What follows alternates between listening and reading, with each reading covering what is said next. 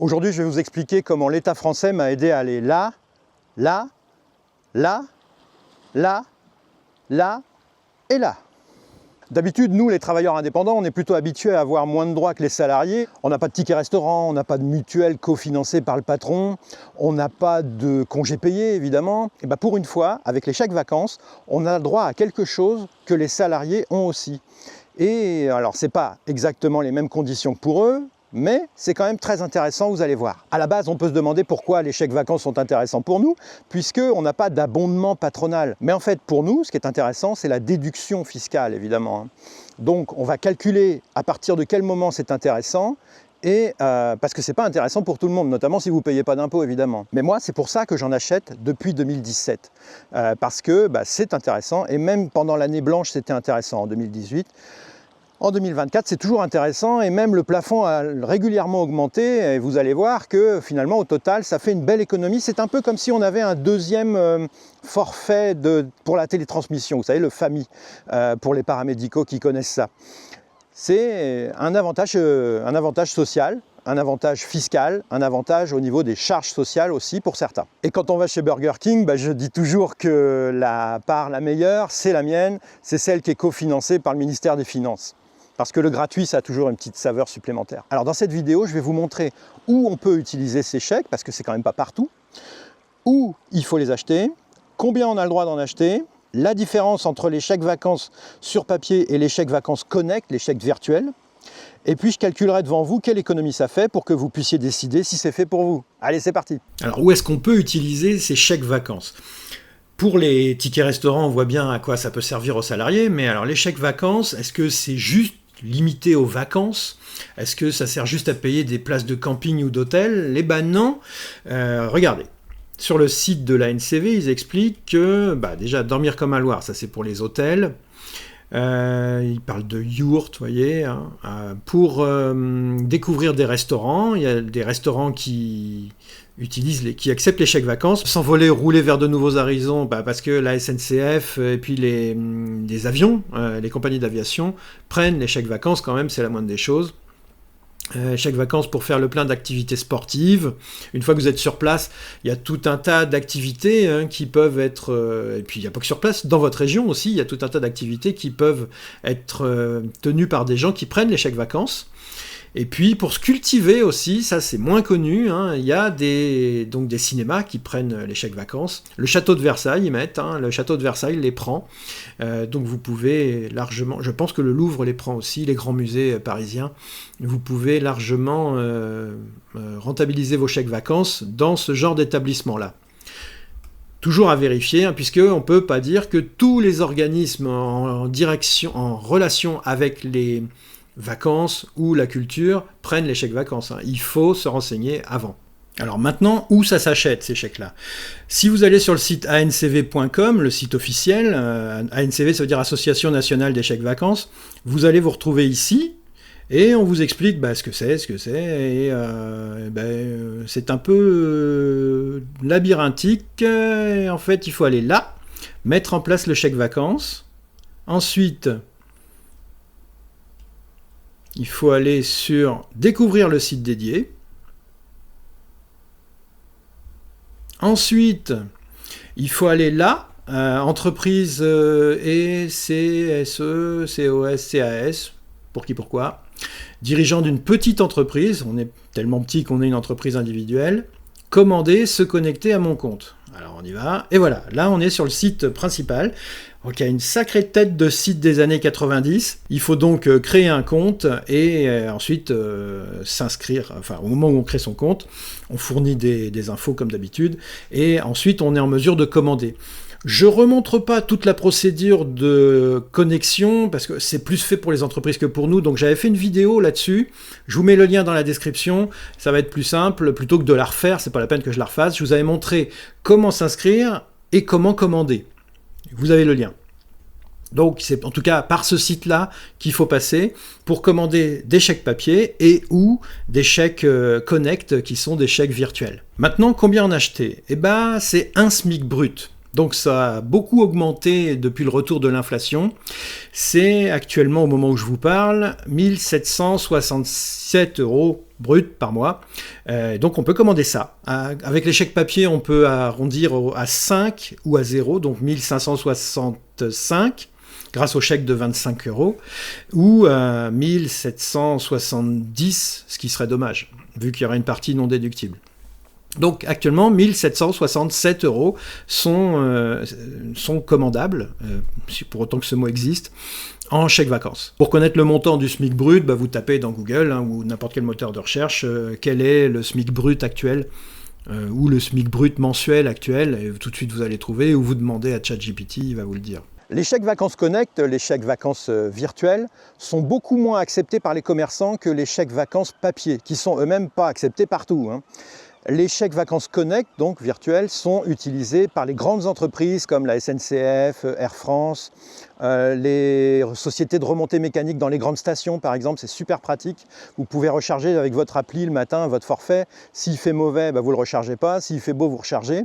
C'est un côté super pratique sans avoir besoin d'aller à la caisse des remontées mécaniques. Et puis évidemment, il y a les sociétés d'autoroute, parce qu'on a le droit à 250 € maxi par badge de télépéage qui peut être utilisé donc dans les sociétés, dans les péages d'autoroute et aussi dans les parkings, par exemple les parkings Vinci.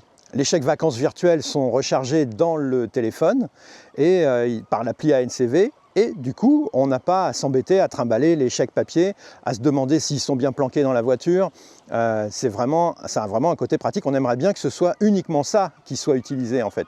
Alors qu'en fait, les chèques papier ont encore vraiment leur utilité, notamment dans les restaurants. Mais alors, ils ne sont pas acceptés dans tous les restaurants, attention, hein, je me suis fait avoir, enfin je me suis eu moi-même en pensant que c'était bon au mois d'août l'année dernière. Je suis allé dans un resto parisien très sympa, pas non plus chez Maxim's, hein, mais un resto où on était avec mon fils. Et je lui ai dit, vas-y, c'est open bar, tu peux y aller, il y a Bruno Le Maire qui en paye une partie, puisqu'à l'époque c'était Bruno Le Maire qui était ministre des Finances. Et puis à la fin, je dis à la dame, vous prenez les chèques vacances? Elle me dit, du tout. Ah, ce du tout, je l'aurai toujours en tête. Elle n'était pas embêtée du tout, mais moi par contre j'étais un peu embêté. Bon, j'ai payé, hein, mais bon, on aurait peut-être fait un petit peu plus attention si on avait pensé que les chèques vacances n'étaient pas acceptés dans ce restaurant-là. Donc vérifiez bien, les chèques vacances c'est marqué à l'entrée, hein, comme les tickets restaurants, il y a un petit label ANCV sur la porte d'entrée en général. Vous pouvez vérifier dans la liste sur le site internet, mais enfin le plus pratique c'est de regarder sur la porte d'entrée ou de demander à un serveur en fait tout bêtement s'il prend les chèques vacances avant de faire des dépenses somptuaires. Pour les autoroutes, si vous allez par exemple chez Bip & Go, mais bon c'est quasiment partout pareil, hein, les offres. C'est le même genre un peu partout. Et puis, une précision, vous n'êtes pas obligé de prendre la société d'autoroute de votre coin, hein. Là, Bip & Go, c'est celle de mon coin, mais j'aurais pu prendre n'importe qui d'autre, hein, une autre société, APRR par exemple. Et vous avez l'offre ici, Liberté Vacances, vous voyez, vacances, parce que chèque vacances, c'est 0 € par mois l'abonnement, tant qu'il reste de l'argent sur le crédit de chèque vacances. Et le plafond, c'est 250 € par an. Donc ça file vite, hein, au prix où sont les autoroutes maintenant. Il se peut qu'un trajet de vacances vous mange, un aller-retour, vous mange vos 250 €. Hein. Mais si vous l'utilisez un peu, ça va tenir évidemment un peu plus longtemps. Et donc tant que vous aurez de l'argent sur votre télécommande, enfin votre badge de télépéage, il n'y aura pas d'abonnement. Et ensuite, vous payerez 2 € par mois que si vous consommez. Voilà, ils le disent, combien ça coûte. Voilà, c'est marqué là. En France, c'est 0 € par mois, tant qu'il vous reste du crédit de chèque vacances, sinon 2 € par mois circulé. Voilà. Donc ça, c'est quand même bien pratique et bon à savoir. Si un mois, vous n'avez vraiment pas utilisé votre badge et que vous hésitez à prendre l'autoroute un coup, il vaut mieux prendre la nationale, hein, à moins que vous ayez un gros trajet à faire. Mais pour un petit trajet, ça incite plutôt à prendre la nationale parce que vous allez payer 2 € de taxes juste pour un petit trajet, si vous faites qu'un petit trajet sur le mois. Donc moi, il se passe des mois entiers sans que j'utilise le badge. Après, à chacun son mode de vie, hein, mais je l'utilise surtout quand il y a de l'argent, quand il reste des chèques vacances dessus. Hein.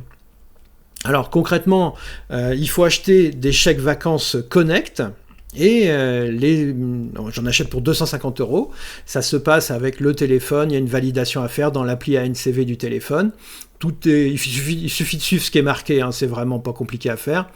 Et puis ensuite, je crédite dans mon compte chez Beep & Go les 250 € une fois que je les ai.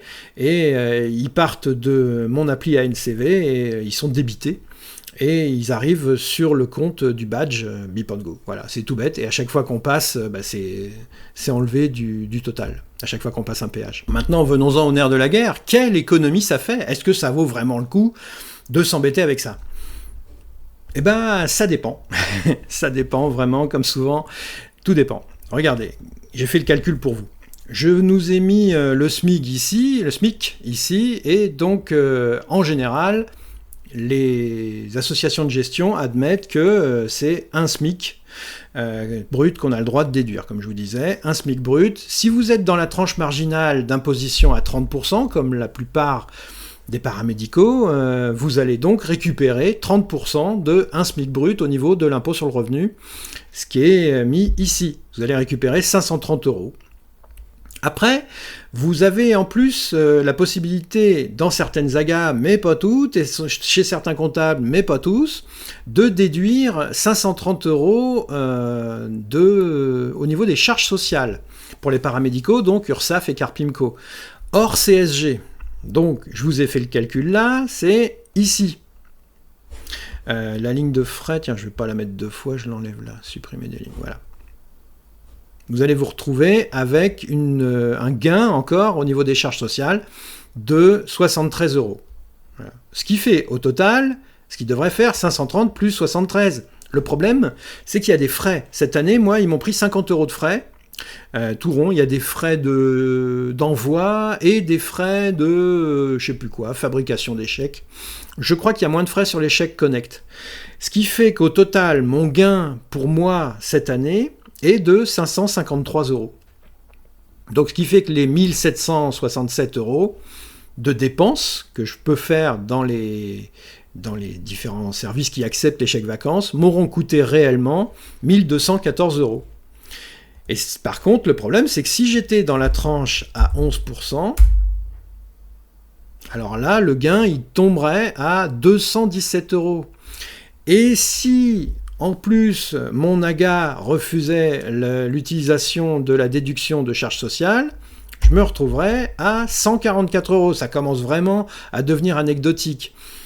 Et pire que ça, vous avez des comptables qui considèrent qu'il n'y a pas la déduction d'impôt, de 100% du SMIC, mais qu'il n'y a que la déduction d'impôt jusqu'à 530 €. Et encore pire, vous avez des comptables qui disent que de toute façon, on n'a pas le droit aux chèques vacances. Alors vous allez me dire comment c'est possible qu'il y ait une telle foire, un tel désaccord entre les comptables, les AGA, comment c'est possible?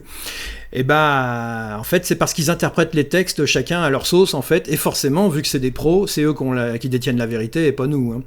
Pour ça, donc, on peut leur opposer quand ils nous demandent des sources, parce que maintenant, les comptables nous demandent des sources quand on leur dit quelque chose. On peut leur dire qu'il y a un texte officiel, je vous mettrai le lien dans la description, qui est paru en novembre 2023, au niveau du ministère des Finances. Et ce qui nous intéresse, c'est en bas, là, l'encadré rouge, qui dit bien qu'au niveau fiscal, en termes de déduction fiscale, on a le droit à un SMIC, là, dans la limite du SMIC mensuel. Et qu'au niveau des charges sociales, c'est plafonné à 30% du SMIC mensuel. Alors, il y a des comptables qui disent « Ok, mais en fait, c'est 30% du SMIC mensuel pour les charges sociales. Si vous avez un employé, sinon vous n'avez pas le droit de l'utiliser. » Ils se basent sur d'autres textes pour dire ça. C'est vraiment la foire d'empoigne. Donc, pour savoir comment réagir et comment interpréter cet encadré rouge, qui est quand même, normalement, clair, enfin, pour moi, il me paraît clair, eh ben, il faut demander ce qu'en pense votre association de gestion si vous en avez une, votre comptable si vous en avez un, et éventuellement le service des impôts local, le SIE, le service des impôts professionnels, pour savoir ce qu'il en pense. Vous pouvez même leur écrire, comme ça vous aurez une réponse écrite, et donc quelque chose qui vous permettra quelque chose d'opposable, qui vous permettra de répondre au cas où quelqu'un viendrait vous chercher des poux dans la tête. Alors maintenant, il faut décider, est-ce que les chèques vacances, c'est fait pour vous ? Eh bien, ça dépend. Pourquoi c'est fait pour moi? Parce que je paye des impôts. Il y a des années, je suis dans la tranche à 30%, des années, je suis dans la tranche à 41%. À 41%, c'est encore plus intéressant, évidemment. Mais pour ceux qui sont dans la tranche à 0 ou à 11, ça vaut vraiment à peine le coup de s'embêter avec ça, avec la complication de la déclaration de charges sociales, le fait que dans la déclaration d'impôt, votre bénéfice n'est pas exactement le même que celui de votre 2035. Vous vous embêtez pour des clopinettes en fait, dans les tranches à 0 ou 11%, d'autant que l'avantage de charges sociales, vu qu'il n'y a pas la CSG dedans, il est vraiment faible, il est quasiment, vous avez vu, il est quasiment couvert par les frais de la NCV si vous êtes paramédical. Si vous n'êtes pas paramédical conventionné, à ce moment-là, vous payez plus de charges sociales, donc il y a un intérêt supplémentaire. Nous, comme on a un avantage par rapport aux charges sociales, du coup, ça vaut moins le coup de déduire si votre comptable accepte la déduction de charges sociales. Ensuite, il y a l'histoire des plafonds. Si vous avez un comptable qui vous dit non, le plafond il est qu'à 530 et pas à 1767, là, est-ce que ça vaut le coup vraiment de s'embêter avec ça si vous êtes dans la tranche, même si vous êtes dans la tranche à 30? C'est à vous de voir évidemment, hein. Vous serez gagnant mais de peu par rapport au tracas que ça apporte dans les déclarations. Là où vraiment ça vaut le coup, c'est si vous êtes donc dans la tranche, au moins la tranche à 30% d'imposition, regardez bien dans votre avis d'imposition, et si votre AGA ou votre comptable accepte que vous déduisiez 100% du SMIC, comme c'est marqué sur le site du ministère des Finances depuis le mois de novembre 2023. Après, il y en a qui interprètent différemment. Cette histoire de chèque vacances a vraiment quelque chose de passionnant parce que vous avez des professionnels qui tous savent ce qu'ils disent, ou tous pensent savoir ce qu'ils disent, et tous ont un avis catégorique, sauf que ce ne sont pas les mêmes avis catégoriques. C'est là où on voit que le droit est une matière relative en fait. Donc en résumé, à vous de faire vos petits calculs, à vous de voir si ce serait vraiment intéressant. Il y a quand même beaucoup de paramédicaux libéraux qui utilisent les chèques vacances maintenant. Donc il y a quand même un intérêt là-dedans, forcément. À vous de voir. Si vous voulez d'autres conseils de ce genre-là, tous les jeudis dans votre boîte mail, abonnez-vous à ma newsletter sur l'actualité des paramédicaux libéraux et notamment des orthophonistes. C'est facile, c'est sur cette page-là, vous laissez juste votre adresse email et vous recevrez la prochaine jeudi. Je vous mets le lien dans la description.